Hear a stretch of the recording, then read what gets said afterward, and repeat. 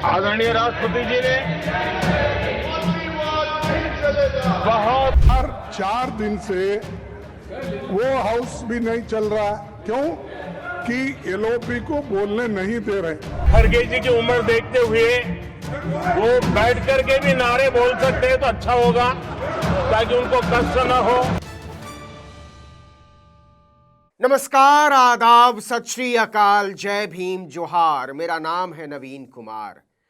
राष्ट्रपति के अभिभाषण पर लोकसभा में जवाब देने से कायरों की तरह भागे प्रधानमंत्री नरेंद्र मोदी को कहीं ऐसा तो नहीं लगता कि वो 16 साल की बाली उम्र में चल रहे हैं? उनके भी बाल उड़ चुके हैं और इससे पता चलता है कि एक अहंकारी आदमी चाहे जितनी भी ऊंची कुर्सी पर बैठ जाए, वो अपने से बड़ों की भी इज्जत करना नहीं सीखता। और जो बड़ों की इज्जत नहीं कर सकता, वो छोटों की या बराबर वालों की इज्जत क्या ही करेगा। वैसे आपको बता दें कि नरेंद्र मोदी का जन्म 17 सितंबर 1950 को हुआ था। इस हिसाब से वो 75 पार के और कायदे से 76वें का आधा भी जी चुके हैं। वहीं मल्लिकार्जुन खड़गे का जन्म 21 जुलाई 1942 को हुआ था। इस हिसाब से वो लगभग 83 साल के हैं। तो मोदी खड़गे से केवल मुश्किल से 8 साल छोटे हैं।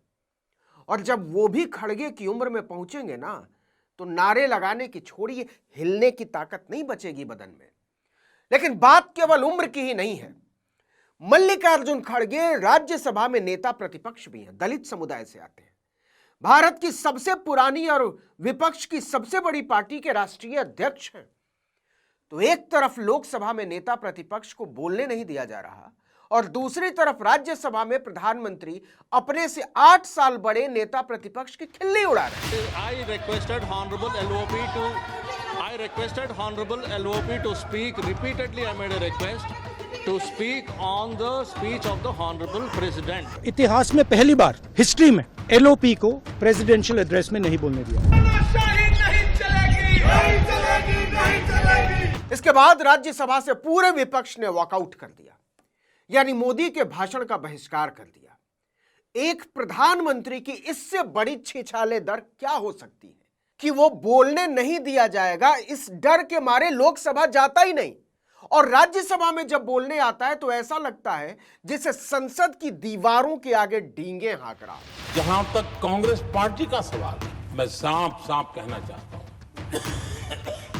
और मेरे शब्दों पे भरोसा नहीं तो मैं देश को लोगों को कहूं, कुछ मत करो, सिर्फ लाल किले से कांग्रेस के प्रधानमंत्रियों के जो भाषण है, सिर्फ उन भाषणों का एनालिसिस कर लो, आपको साफ साफ लगेगा कि न उनके पास कोई सोच थी, न उनके पास कोई विजन था और न ही कोई इच्छा शक्ति थी।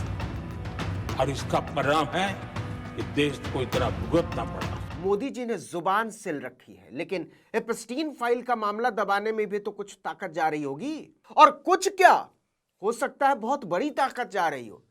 खैर, बात यह है कि नरेंद्र मोदी राज्यसभा में बोले जा रहे थे और भाजपा ताली पीटे जा रही थी। लेकिन सच बात यह है कि वहां कोई सुनने वाला था ही नहीं। जब राजा महाराजाओं का दौर था ना, तो राजा दरबारी पालते थे, पैसा देकर पालते थे। राजा कोई फूहड़ शेर भी सुनाता था तो दरबारी टेक लगाते थे, वाह वाह वाह वाह वाह वाह। कई बार तो राजा सरासर बकवास कर रहा होता था, लेकिन दरबारियों की आदत ऐसी पड़ चुकी होती थी कि वो छूटते ही बोलते वाह वाह वाह वाह वाह वाह। बाद में राजा इस पर बहुत शर्मिंदा भी होता है कि यार इस पर तो नहीं करना था वाह वाह। दरबारी दांत निपोल देते।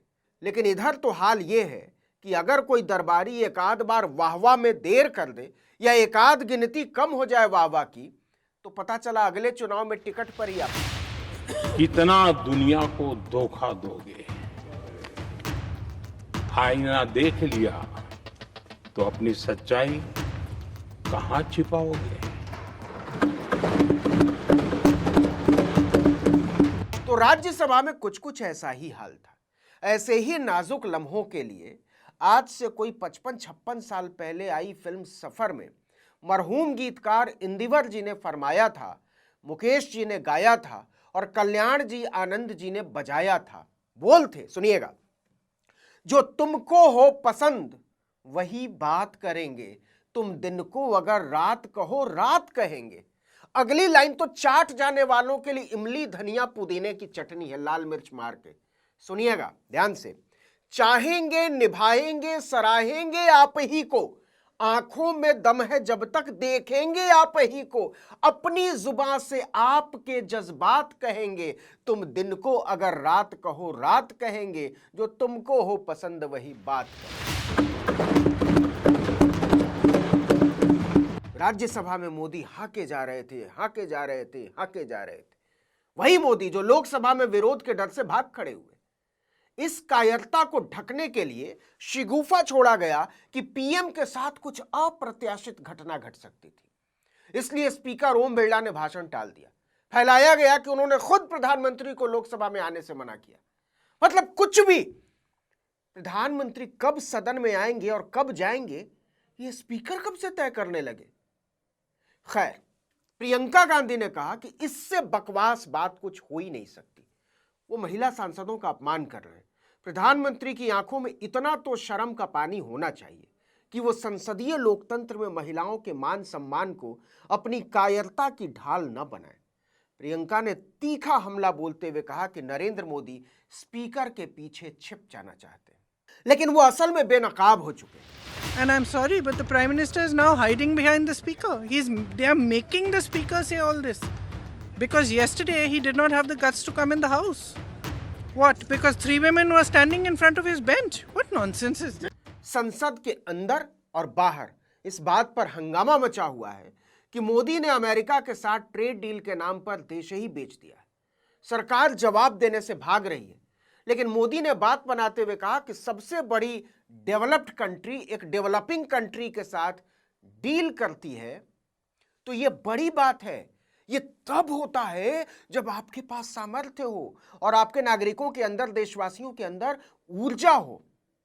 मोदी ये बताने से राज्यसभा में भी भाग खड़े हुए कि भारत के किसानों को क्या फायदा होगा, नौजवानों को क्या फायदा होगा, मेहनतकश मजदूरों को क्या फायदा होगा। इस पर एक शब्द कुछ नहीं कहा। नहीं बताया कि मनमोहन सिंह के जमाने में यही टैरिफ 3-3.25% हुआ करता था, आप 18% पर डींगे हाँक। उन्होंने ये ठान लिया है दोनों अपोजिशन लीडर को बात करने नहीं देना, लोकसभा में भी और राज्यसभा में भी। अगर मेरी 2 मिनट बात सुनते ये सारा समस्या सुलझा था। इस बीच एएनआई ने सूत्रों के हवाले से एक फेक न्यूज फैलाई कि प्रधानमंत्री तो सदन में मौजूद थे और जवाब देने के लिए भी आने वाले थे। इस दौरान स्पीकर को कांग्रेस की ओर से प्रधानमंत्री पर हमला किए जाने की योजना की जानकारी मिली। कांग्रेस ने महिला सांसदों को ढाल के तौर पर आगे किया था। इसी वजह से सदन को स्थगित करने का फैसला लिया गया। इस खबर से बड़ी बेहूदगी, बेशर्मी, ढिठाई कुछ हो नहीं सकती। एक पल को इसे सच मान भी लिया जाए, प्रधानमंत्री पर संसद के भीतर हमला करने की योजना थी तो कोई बाहरी तो नहीं आना था ना।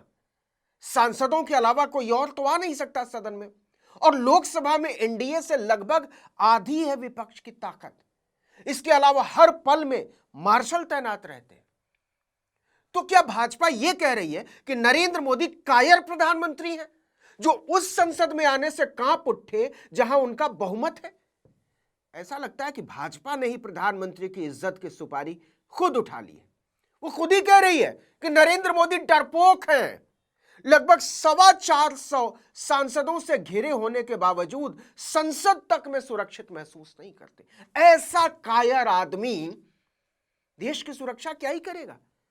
जरा सोच कर देखिए, अगर भारत का प्रधानमंत्री संसद में अपने आप को सुरक्षित महसूस नहीं करता है तो कहां महसूस करता होगा।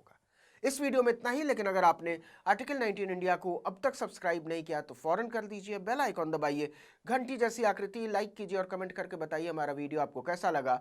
हमारा ट्विटर हैंडल है आर्टिकल 19_इंडिया और मेरा ट्विटर हैंडल है नवीन जर्नलिस्ट। नमस्कार।